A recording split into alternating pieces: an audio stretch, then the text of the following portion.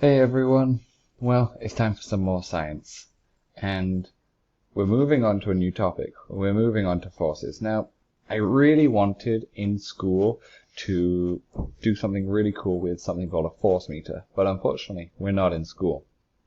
So, I've been thinking for the past few days about how we can still learn about forces and kind of about force meters, but without actually having any. And this is what I've come up with. This work will be for Wednesday and for Friday because it's actually a pretty big project and I expect this to be really good. It will require some written work, it will require a video or a picture, and you'll see my example in a minute, and I hope you're excited about it because I think it's pretty cool. So, first of all, let's look at forces. So, before we were looking at push and pull, but now particularly we're looking at force as newtons. Obviously, with push and pull, we were really looking at how gravity affects things, and really this is similar, just taken to the next level. So mass is more like the weight, and we talked about mass and the difference between mass and force, and mass is the total amount of material in an object. Mass is not force. Mass is measured in grams, kilograms. It's closer to weight. But force is measured in newtons. And we use something like this, which is called a force meter, to measure newtons. It's called newtons because of the man who discovered gravity and who came up with these ideas about forces, and his name was Sir Isaac Newton. So, what's gravity? Well, let's quickly go over what gravity is. Gravity is a force that makes things have weight. The bigger something is, the greater gravitational force it has. So the Earth is very big and thus has a strong gravitational force on us, pulling us towards the ground. It actually is pulling us towards the center of the Earth, but obviously the ground gets in our way. In our solar system, the thing with the greatest gravitational force is the sun. This is huge, much, much, much bigger than Earth. So it actually pulls planets around it and creates orbits. So if you ever need to remember that, remember the sun, much, much bigger than the Earth. And that's why the Earth rotates around the sun, because of its gravitational pull. So, a force meter shows us force in newtons.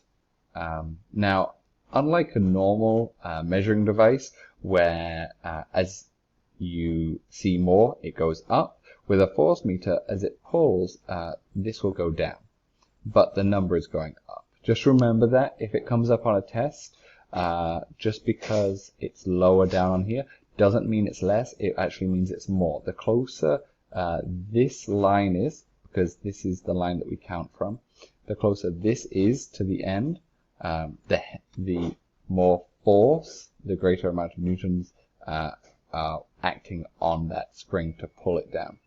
Now obviously on the other side we also have grams here, so we can see how the weight of something affects this, but weight is not force. And we need to remember that. We don't weigh things in newtons, and we don't measure force in grams.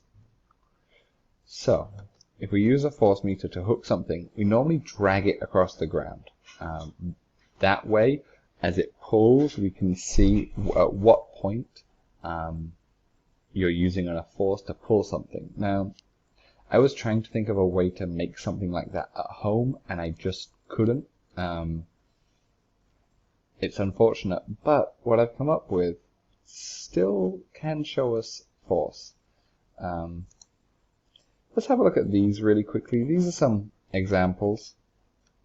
Now, can you read the scales on these force meters? How much do each of these weigh in newtons? Really quickly, have a look at this. You can pause the video, take a moment, and just have a look at these force meters and tell me how much force is being applied to each. Okay, so the first one, the blue one, it's been pulled down, we read from this line, we read from here, and it is 80 newtons of force acting on this. The next one has 500 newtons of force, and the last one is 180 newtons of force. So, very important that we don't mix these up with weight. If we were to take this and to take it to a different planet, or to take it to space, or to take it to a different place, different gravitational force, this would read differently than it would on Earth. So if you hope to work in some kind of scientific field when you're older, or even if you want to work in cars or in planes, you're going to need to understand force to be able to understand how things are lifted, how things are pulled. It's a very important part of science and engineering. So for our work today, we are going to be making force meters. And this work will also be rolling over to Friday's work because it's pretty difficult and you might not have everything you need today. So I'm going to give you a couple of days to work on this to make it the best you can make it. So we don't have force meters, but we can make something similar, and we're going to need to use elastic bands for it, and we're going to record some data with it. Now, everyone's data is going to be different, and that's fine. The most important thing with this is that you are recording data accurately, because although there are going to be biases, there are going to be differences, it's not going to be completely scientifically accurate as far as there's no control and I'm not there to see what you're putting in and to see if you're weighing it properly. I want you guys to take responsibility as scientists doing this and just make it the best you can make it. So, I'm going to make this full screen and I'm going to show you my force meter. One moment. Okay, we're back, and this thing is my force meter. So let's have a look at it. Well, you can see here that I have a spoon. I have an elastic band holding onto an egg, half of an egg, and I have a tape measure here so that I can see how far this is being pulled down. Now, I experimented with a couple of different elastic bands, thicker ones, thinner ones. I personally liked one that was a little bit thinner because I found that it pulled more, and we're really seeing the elasticity here. Depending on the elasticity would depend on how much it be pulled down. But as long as we're working out the weight and how far it's being pulled down, we see an example of force in this work. Now, you could also use something like a bag attached to something, or you could use a little tub. Whatever you have around the house, you can use it. Even a plastic bag made small and then tied up would work. But it has to be something that can hold things. Now, this is the other half of my daughter's egg, and what I'm going to be filling this with to pull it down to show force and how force acts on things, especially gravitational force acts. I'm going to be putting coins in here. So I'm going to put coins in here, I'm going to attach this, and then it's going to pull down. Now, that wasn't many coins, so I can add a few more to really give you guys a good example. Now, I'll show you another part in a second, but I just want to show you this. So as you add more weight, it should pull down, and you'll be able to measure how much more it's pulled down before and after you added the weight. Now, I want you to do this scientifically, so you're not just going to be randomly adding weight. You are going to need something like a measuring scale. If you have a kitchen measuring scale, it's the best thing to use. You can't really use a measuring scale for somebody, like one that we stand on, because it just won't measure the low weights that we're going to be looking at. So you're going to want to set your scale to 0. You might want to make sure you could actually do this. So I'm going to take this egg off. If you want to use a clothes hanger hook or something like that, it would be better than a spoon. I'm just using a spoon because you're going to have to use whatever you have around the house. Now, you have to be creative. You're going to have to be creative as you look around. You might not have a stack of tins You might need to use books. You might not have that many books. You might just want to use the side of your table. Whatever you have, whatever shows that this elastic band can pull down and that it's been affected by the weight, and the more weight you add, the more it pulls, that's what you need to show me. So I'm going to take all these parts. First of all, the parts that are holding the weight, I'm going to set my scale to 0, and then I'm going to put it on so that it reads with this base weight. So now when I take it off, it says minus 11 grams. Now I can start to add my coins, and that's 60. I'm going to go up to 100 grams at first. Can I get exactly on 100? Now, if you don't have coins around your house, you could use something small like dice. If you don't have dice, you could use little rocks. I really don't mind. You can be as creative as you want. So I'm going to get exactly up to 100. Okay, 100. So now it's on 100. You can't see it, unfortunately. I'm just using my webcam on my laptop, so I can't like pull it off and show you. But I'm going to add all of these coins into my egg. Indonesian coins are quite light, so they're okay. I'm going to close the egg. I'm going to put this on, and I'm just going to let it settle. Now, just like in a force meter, when you see how it's pulled down,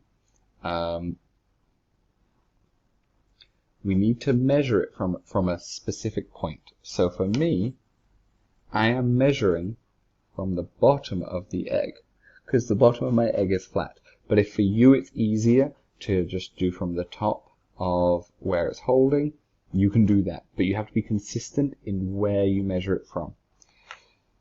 Just wanted to mention, I'm using a paperclip, but if you don't have a paperclip, you could use like a bulldog clip, or you could even use clothes pegs. So there's a ton of options, there's a ton of ideas, there's a ton of ways you can do this.